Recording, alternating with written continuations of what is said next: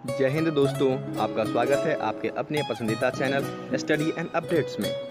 जय हिंद दोस्तों, मैं लोकेश तिवारी स्वागत करता हूं आपका अपने पसंदीदा चैनल स्टडी एंड अपडेट्स में।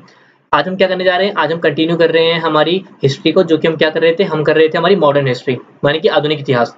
हम थे आधुनिक इतिहास के सेकंड क्लास में। हमने लास्ट क्लास में क्या किया था? हमने लास्ट क्लास में मॉडर्न हिस्ट्री स्टार्ट करी थी, जिसमें हमने क्या पढ़ा था? जिसमें हमने दो चीजें पढ़ी थी। सबसे पहले तो ब्रिटिश का आगमन, मतलब पहले कौन कौन से यूरोपीय देश थे जो भारत आए थे, फिर उसके बाद उन्होंने किस तरह से यहाँ पे मतलब अपना राज जमाया।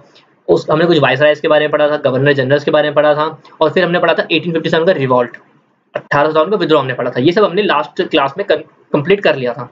अब हम क्या करने जा रहे हैं? आज हम करने जा रहे हैं उसी का आगे का पार्ट, मतलब उसके आगे का जो पार्ट है वो है हमारा इंडियन नेशनल मूवमेंट, यानी भारतीय राष्ट्रीय आंदोलन। इसको दो पार्ट में बनाया गया क्योंकि काफी बड़ा पार्ट है। इसमें हम काफी कुछ पढ़ने वाले हैं। इसमें जैसे कि कैसे कांग्रेस की स्थापना हुई, कौन कौन से लीडर्स थे, क्या क्या हुआ, बंगाल का पार्टीशन क्या था, वो सब पढ़ेंगे। उसके बाद फिर गांधी जी का आना, गांधी जी के द्वारा कितने सारे आंदोलन हुए, उन सबको पढ़ना। फिर इंडिया को इंडिपेंडेंस कैसे मिला, मतलब भारत आजाद कैसे हुआ, पाकिस्तान अलग कैसे हुआ, ये सब हमें पढ़ना था। अब जो हमारे पास आगे वाला पार्ट है, तो हम क्या करेंगे? इसको हम दो क्लास में कवर करेंगे। एक होगी हमारी क्लास नंबर 7 और एक होगी हमारी क्लास नंबर 8। तो आज हम क्या करने जा रहे हैं? आज हम करने जा रहे हैं हमारी क्लास 07। आज हम 7th क्लास कर रहे हैं। 8th क्लास इसलिए कंटिन्यू रहेगी क्योंकि काफी बड़ा टॉपिक है। तो स्टार्ट करते हैं। तो सबसे पहले मैं करने जा रहा हूँ क्या? हम स्टार्ट करते हैं इंडियन नेशनल मूवमेंट, भारतीय राष्ट्रीय आंदोलन। सबसे पहले क्या आता है? सबसे पहले आता है हमारा द इंडियन नेशनल कांग्रेस। सबसे पहले हम कौन से वाले पढ़ते हैं? देखिए, जो इसको ना आईएनसी नाम से बोलते हैं, इसका शॉर्ट फॉर्म है आईएनसी।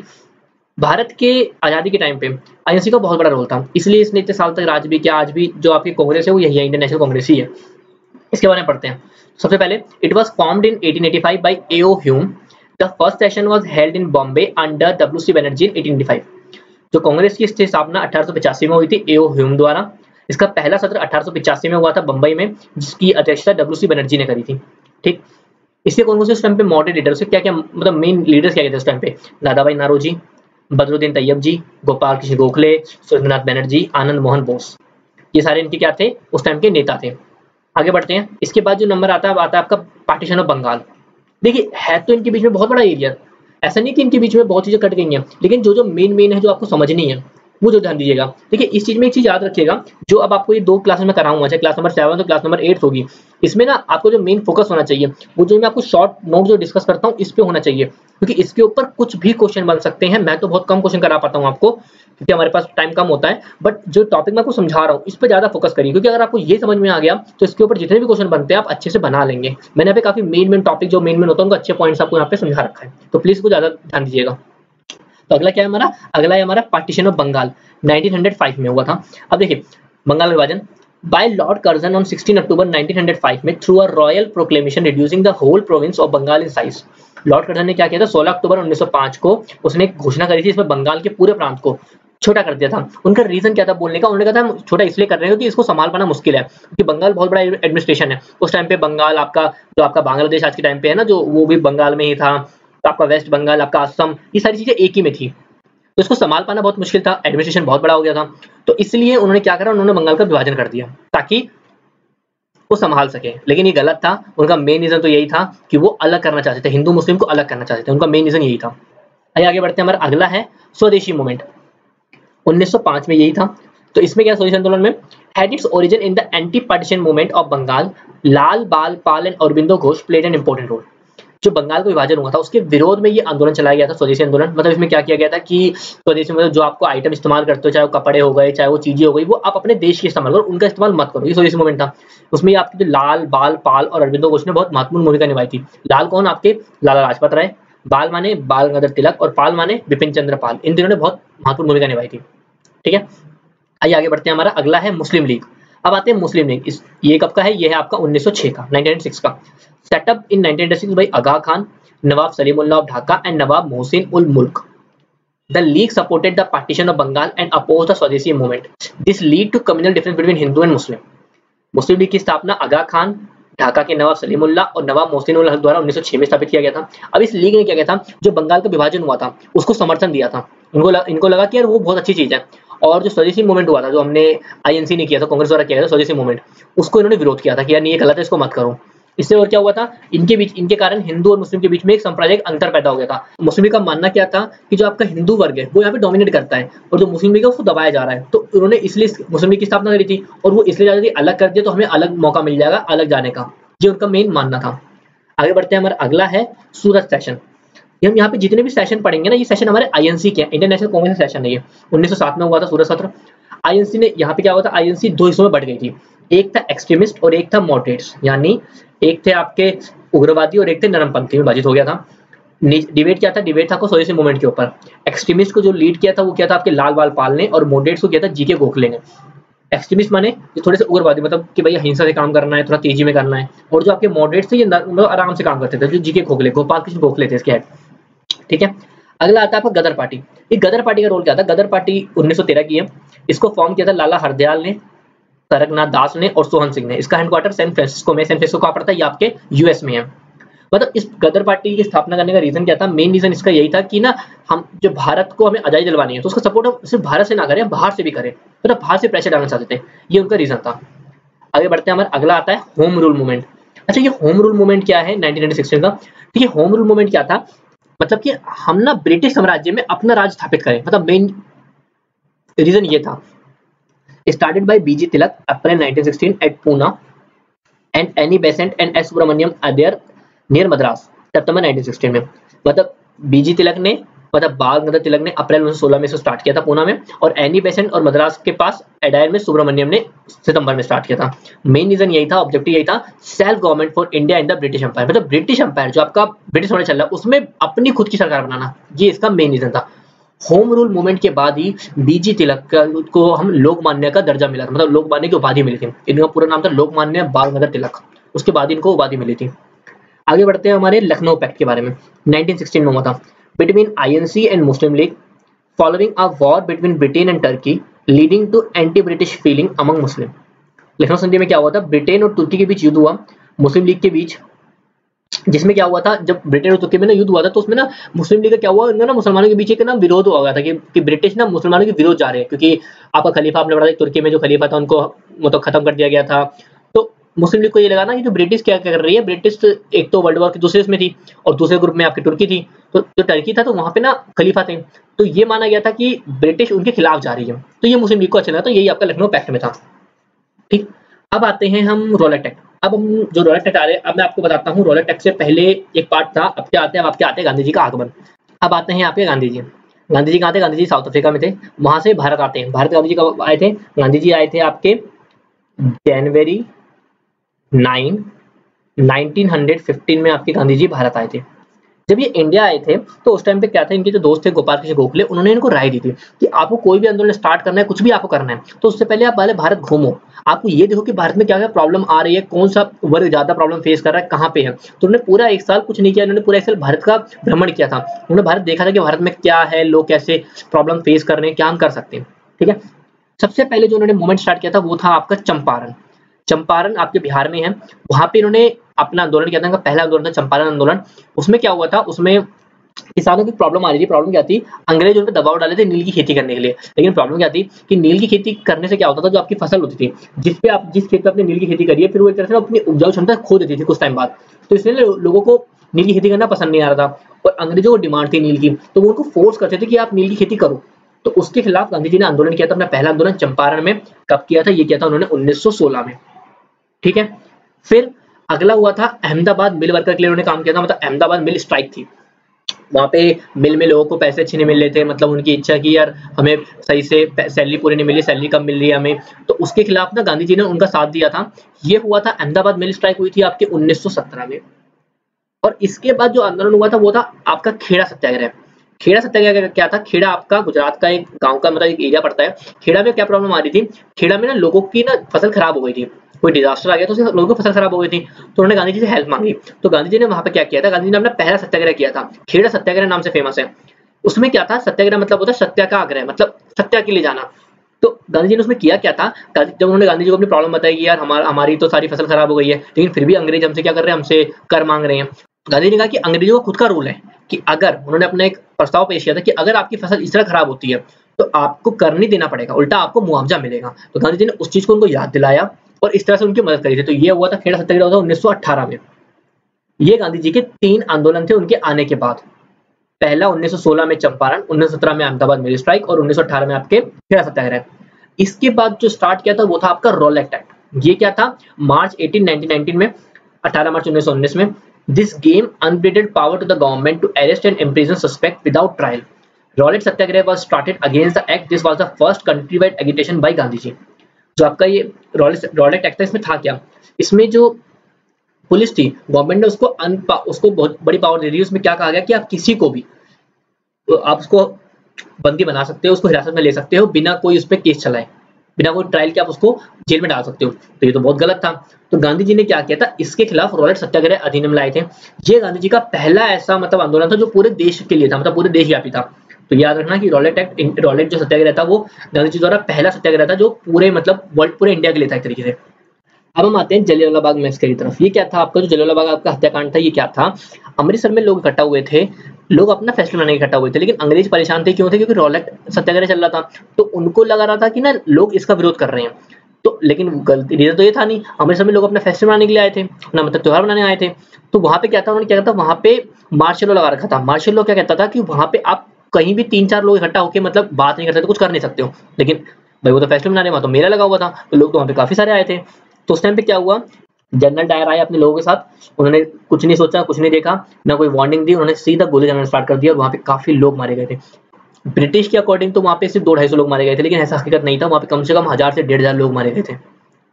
तो ये सबसे बड़ा हत्याकांड था जलियांवाला बाग मैसेकर, जिसका लोगों ने बहुत ज्यादा विरोध किया। लोग इसके लिए बहुत ज्यादा गुस्से में भी थे कि ऐसा क्या कर दिया आपने, क्यों किया। तो ये आपका हुआ था अप्रैल 13 1919 में। याद रखिएगा जलियांवाला बाग आपका हत्याकांड अमृतसर में हुआ था। इसकी डेट याद रखिएगा, पेपर में काफी इंपॉर्टेंट है। ठीक है, आगे आगे बढ़ते हैं हमारे आगे तरफ। अब है हमारा खिलाफत मूवमेंट। खिलाफत मूवमेंट क्या था? ये था आपका 1920 में। ठीक है, खिलाफत मूवमेंट क्यों लाया गया था? इसका एक मेन रीजन ये था खिलाफत मूवमेंट लाने का कि हिंदू और मुस्लिम को एक साथ लाओ। इससे क्या होगा? हमें फायदा मिलेगा। Muslim were agitated by the treatment done with Turkey by the British in the treaty that followed the first world war. Ali brothers Muhammad Ali and Shaukat Ali started this movement. It was jointly led by the Khilafat leaders and the Congress. प्रथम विश्व जब हुआ था तो मुस्लिमों के खिलाफ ना ऐसा लगा गया कि ना टर्की, जो ब्रिटिश ने तुर्की के साथ किया था, जो ट्रीटी साइन करी थी, तो उसमें ऐसा लगा कि मुस्लिमों के साथ उन्होंने बहुत गलत किया है। तो इसके खिलाफ अली ब्रदर्स और मोहम्मद अली, शौकत अली ने जो थे आपके, इन्होंने एक मूवमेंट स्टार्ट किया। इसको बाद में कांग्रेस ने भी ज्वाइन कर लिया था। खिलाफत मूवमेंट यही था। ठीक है, ये आपका मैंने पहला पार्ट आपको समझाया कि हमने क्या क्या इंटरनेशनल मूवमेंट में पढ़ना था। ये पहला पार्ट था। अभी तो मैंने कुछ कुछ मेन पॉइंट्स पढ़े हैं हमने कि क्या क्या थे। अब मैं इसके ऊपर आपको कुछ क्वेश्चन करा देता हूँ।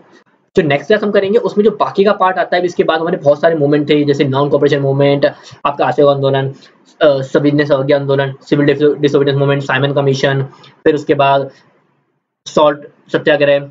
ये सब हमें आगे हम अगली क्लास में पढ़ेंगे। तो जहां तक आपको आई थिंक क्लियर हो गया होगा। आगे बढ़ते हैं हम इनके क्वेश्चंस की तरफ।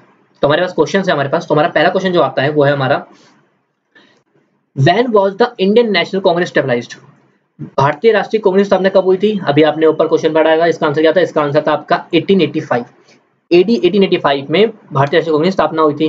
किसने करी थी? एओ ह्यूम ने। तो इसका आंसर क्या है आपका? बी। बी इसका आंसर है। आइए बढ़ते हैं हमारे अगले क्वेश्चन तरफ, जो कि है हमारा, who was the first president of the Indian National Congress? भारतीय राष्ट्रीय कांग्रेस के पहले अध्यक्ष कौन थे? तो वो कौन थे आपके? अभी आपने पढ़ा था, वो थे आपके व्योमेश चंद्र बनर्जी। क्या यहाँ पे ऑप्शन में है व्योमेश चंद्र बनर्जी? नहीं है, यहाँ पे व्योमेश चंद्र मुखर्जी है। तो कंफ्यूज मत होइएगा, बनर्जी और मुखर्जी में अंतर है। तो इसका आंसर आपका डी, नन ऑफ दीज। क्यों? क्योंकि इसका आंसर क्या था? इसका आंसर था आपका व्योमेश चंद्र बनर्जी। ये इसका आंसर, और ये कोई मैच नहीं कर रहा, तो इसका मतलब इसका आंसर है डी, नन ऑफ दीज। ठीक है, आइए आगे बढ़ते हैं हमारे अगले क्वेश्चन पर, जो कि हमारा, where was the Indian National Congress stabilized? भारतीय राष्ट्रीय कांग्रेस स्थापना कहाँ हुई थी? कहाँ पे हुई थी? ये हुई थी आपके मुंबई में, मतलब जो पहले बंबई था वहां हुई थी। तो इसका आंसर क्या है आपका? ए, मुंबई में हुई थी। अच्छा, इसका रीजन मुंबई में करना क्यों था? ठीक है, क्या माना गया था उस टाइम पे, जो आपके कुछ स्टेट थे, जैसे मुंबई हो गया, जैसे बंबई हो गया, कलकत्ता हो गया, यहाँ पे ना काफी पढ़े लिखे लोग थे, एजुकेटेड लोग यहाँ पे थे, काफी वेल्दी लोग भी थे यहाँ पे। तो ऐसा माना गया था कि यहाँ पे अगर हम करेंगे तो यहाँ पे लोग काफी अच्छे बड़े बड़े लोग, जो पढ़े लिखे लोग हैं, जो मतलब थोड़े ऊपर के वर्ग के लोग हैं, वो यहाँ पे आके जुड़ेंगे। ठीक है, तो इसका आंसर आपका ए।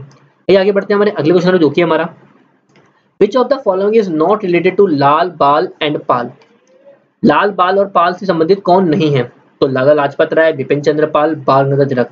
ये आपके लाल, ये आपके बाल और ये थे आपके पाल। तो कौन रह गए? गोपाल कृष्ण गोखले इससे रिलेटेड नहीं है। तो इसका आंसर आपका डी, डी इसका आंसर है। आइए आगे बढ़ते हैं हमारे अगले क्वेश्चन तरफ, जो कि है हमारा विच वायसराय पार्टीशन ऑफ बंगाल, किस वायसराय के टाइम पे बंगाल का विभाजन हुआ था? तो ये हुआ था आपके लॉर्ड कर्जन के टाइम पे। मेन रीजन क्या था, मैंने आपको उस टाइम बताया था, मेन रीजन ये था कि ना इन्होंने, रीजन तो ये दिया एडमिनिस्ट्रेशन कन्वीनियंट, मतलब कि ना एडमिनिस्ट्रेशन संभाल नहीं पा रहे, बहुत बड़ा एडमिनिस्ट्रेशन हो रहा है, इसलिए उन्होंने विभाजन किया था। इसका आंसर क्या है आपका सी, लॉर्ड कर्जन इसका आंसर है। अच्छा, बंगाल विभाजन इन्होंने किया कैसे था? इन्होंने विभाजन किया था ईस्ट बंगाल और वेस्ट बंगाल। जो आपका ईस्ट बंगाल है वो आज के टाइम का आपका बांग्लादेश है, और जो आपका वेस्ट बंगाल है वो तो आपके इंडिया में है ही, मतलब पश्चिम बंगाल। ठीक है, इसका आंसर आपका सी, लॉर्ड कर्जन। आइए आगे बढ़ते हैं हमारे अगले क्वेश्चन, जो कि हमारा स्वदेशी and boycott movement was concerned, स्वदेशी और बहिष्कार आंदोलन का संबंध किससे है? मतलब ये जो मूवमेंट चलाए गए थे, स्वदेशी मूवमेंट या बॉयकॉट मूवमेंट, ये कब चलाए गए थे और किसके लिए चलाए गए थे? ये चलाए गए थे आपके पार्टीशन ऑफ बंगाल के खिलाफ। जब पार्टीशन ऑफ बंगाल हुआ था तो उसके खिलाफ लोगों ने ये मूवमेंट चलाए थे। तो इसका आंसर क्या है आपका ए, बंगाल विभाजन इसका आंसर है। आइए आगे बढ़ते हैं हमारे अगले क्वेश्चन, जो कि हमारा who founded the revolutionary organisation named Abhinav Bharati, Abhinav Bharati नामक क्रांतिकारी संगठन की स्थापना किसने की थी? तो ये आपकी करी थी वी.डी. सावरकर ने।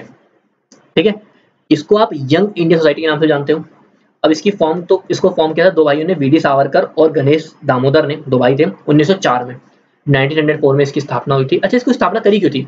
इसकी स्थापना करने का मेन रीजन इन्होंने यही था कि ना ये आर्म रिवोल्यूशन पे विश्वास रखते थे, मतलब सशस्त्र क्रांति पे विश्वास रखते थे। इन्होंने क्या किया था, इन्होंने कुछ ब्रिटिश अधिकारियों की हत्या कर दी थी, बाद में उनको जेल में डाल दिया गया था, और 1952 में, तो 1952 में जो ये इनका जो ऑर्गेनाइजेशन था इसको मतलब समाप्त कर दिया था, इसको डिसबैंडेड कर दिया गया था। ठीक है, तो इसका आंसर आपका सी, वी.डी. सावरकर इसका आंसर है। आगे बढ़ते हैं हमारे अगले क्वेश्चन, जो कि हमारा 168, in which session of the Congress did Dadabhai Naoroji first submit the demand for Swarajya, Congress के किस अधिवेशन में दादा भाई नारोजी ने सबसे पहले स्वराज की मांग की थी? स्वराज की बात आ रही है यहाँ पे। देखिए, स्वराज की मांग करना और पूर्ण स्वराज की मांग करने में अंतर है, तो ये याद रखिएगा। यहाँ पे हमारी बात है स्वराज की, तो कौन सा था? वो था आपका कलकत्ता का सेशन। और ये कब की बात है? ये थी आपकी 1906 का सेशन था, जिसमें दादा भाई नारोजी ने स्वराज की डिमांड करी थी। दादा भाई नारोजी को grand old man of India भी कहा जाता था। ठीक है, तो इसका आंसर आपका बी, कलकत्ता इसका आंसर है। आइए बढ़ते हैं हमारे अगले क्वेश्चन तरफ, जो कि हमारा when was Muslim League stabilized, Muslim League की स्थापना कब हुई थी? तो आपने पढ़ा था, ऊपर मैंने बताया था मुस्लिम लीग की स्थापना कब हुई थी। ये हुई थी आपकी 1906 में। किसके द्वारा? आगा खान, नवाब सलीमुल्लाह ऑफ ढाका एंड नवाब मोहसिन उल मुल्क। 1906 में इसकी स्थापना करी गई थी। तो इसका आंसर आपका सी। आइए आगे बढ़ते हैं हमारे अगले क्वेश्चन तरफ, जो कि हमारा who is the first to be credited for hosting the Indian national flag abroad, भारतीय ध्वज को विदेश में फहराने का श्रेय सबसे पहले किसे दिया गया था? मतलब तो किसने सबसे पहले भारत के बाहर इसको मतलब फहराया था? तो वो थे आपके मैडम भिकाजी कामा। ये कौन थी? ये आप मैं बताऊं आपको, तो 1907 में जर्मनी के स्टुअर्टगार्ट शहर में इन्होंने अपना जो भारतीय ध्वज उसको फहराया था। कहाँ पे? 1907 में जर्मनी में। आपने सुना भी होगा भिकाजी कामा के नाम से कई चीजें भी हैं, तो ये उन्हीं से रिलेटेड है। तो इसका आंसर आपका ए, भिकाजी कामा इसका आंसर है। आइए आगे बढ़ते हैं हमारे अगले क्वेश्चन, जो कि हमारा viceroy of India was at the time of Delhi दरबार, भारत का वायसराय दिल्ली दरबार के समय कौन था? तो वो थे आपके लॉर्ड हार्डिंग। ये बात कब की है? ये बात है 1911 की। 1911 में लॉर्ड हार्डिंग थे, ये उस टाइम की बात है। इसमें क्या था, क्वीन एलिजाबेथ द्वितीय भारत आई थी, तो दिल्ली दरबार उस टाइम शुरू किया गया था। तो इसका आंसर आपका डी, लॉर्ड हार्डिंग इसका आंसर है। और 1911 में ही जो आपका भारत की राजधानी कलकत्ता से दिल्ली को बनाया गया था। ठीक है, तो आगे बढ़ते हैं हमारे अगले क्वेश्चन, जो कि हमारा who founded the Ghadar party in the San Francisco, Ghadar party की स्थापना किसने करी थी सैन फ्रांसिस्को में? वो थी आपकी, अभी मैंने आपको बताया था, लाला हरदयाल ने। तो इसका आंसर क्या है?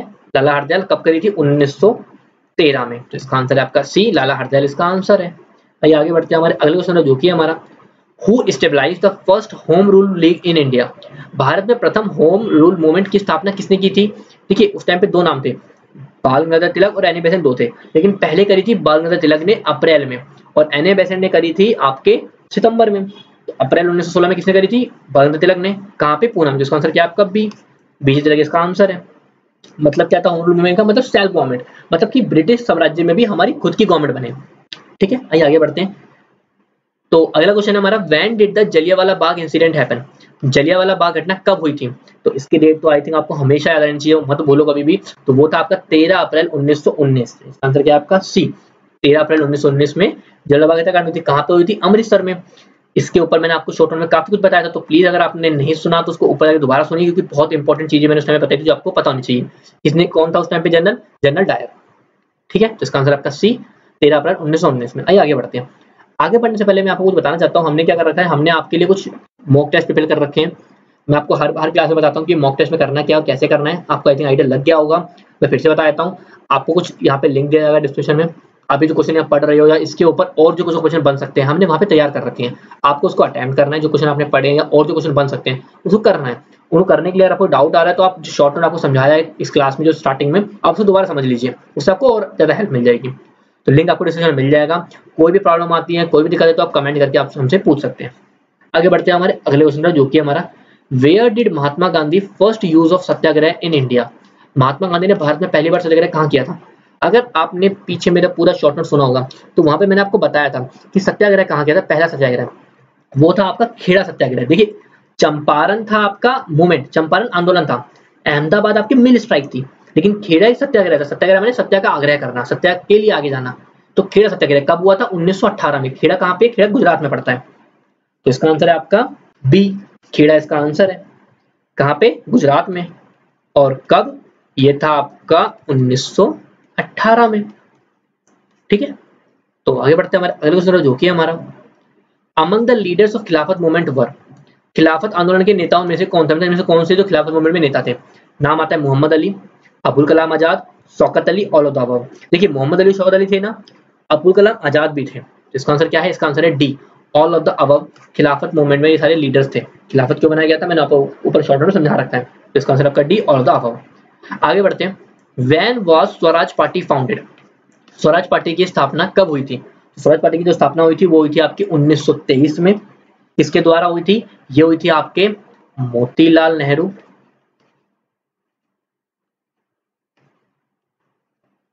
सीआर दास माने चितरंजन दास और एनसी केलकर।